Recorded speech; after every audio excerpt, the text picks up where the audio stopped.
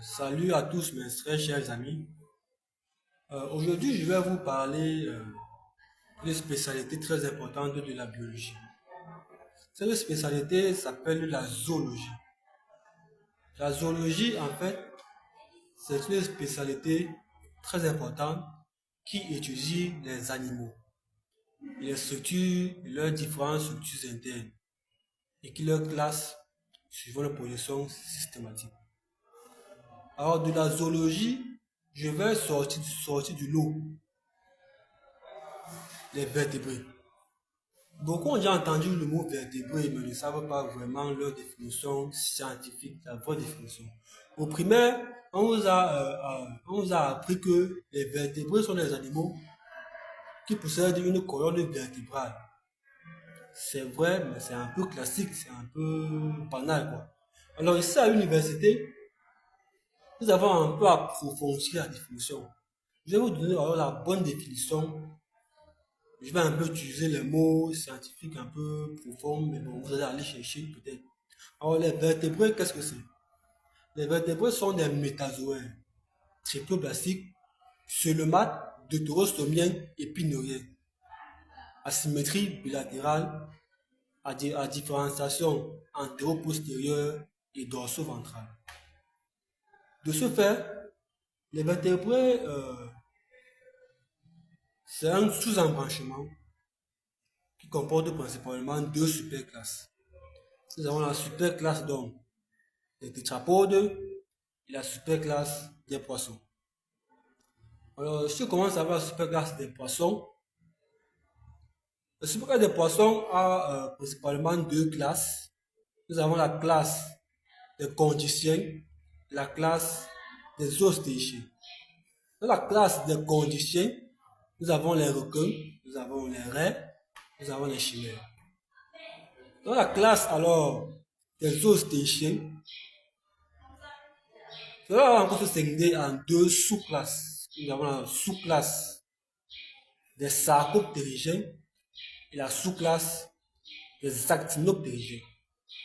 La sous-classe des sarcoptérygiens n'est pas beaucoup étudiée par les zoologistes dû à leur nombre, leur infériorité un peu banale. Et la sous-classe donc des actinoptérygiens comporte donc les différents poissons que nous mangeons à la maison, les poissons bas, les maquereaux, les sardines que tout le monde mange à la maison là. Alors, de ce fait sorti dans la superclasse des poissons, nous entrons dans la superclasse des tétrapodes qui comporte principalement quatre classes. Nous avons alors la classe des lysamphibiens qui comporte généralement grenouilles, les grenouilles goliaths, les crapauds, comme les petits crapauds là, que nous voyons là partout. Après ça, nous avons encore la classe des lépidosauriens. Les lépidosauriens, alors ici, nous avons les geckos, les lézards, que nous voyons dans différents milieux là et avec différentes couleurs. Alors, sorti de là, nous avons encore la classe des abeilles. Dans les abeilles, ici, nous avons les oiseaux, nous avons la poule. Et j'ai à vous rappeler que la poule est un oiseau, hein. La poule est un abeille parce qu'elle comporte aussi des ailes, mais avec ces ailes ne servent pas à voler.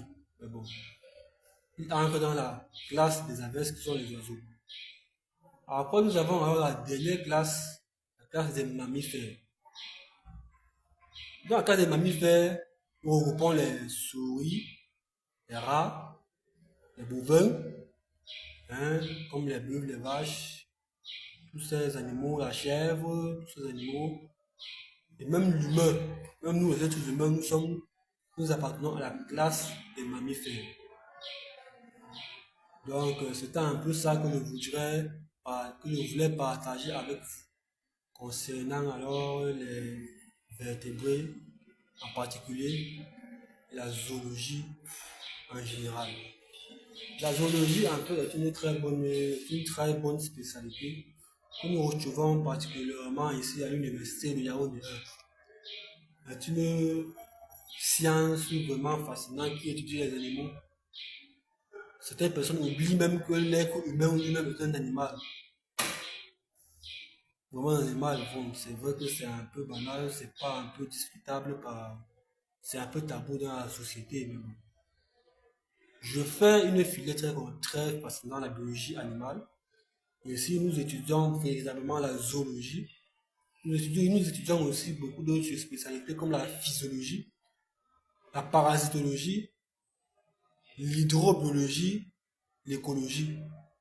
Je voulais juste sortir cette spécialité qui est la zoologie pour vous montrer un peu cet aspect avec les différents mots scientifiques que nous pouvons adopter concernant tous ces vertébrés.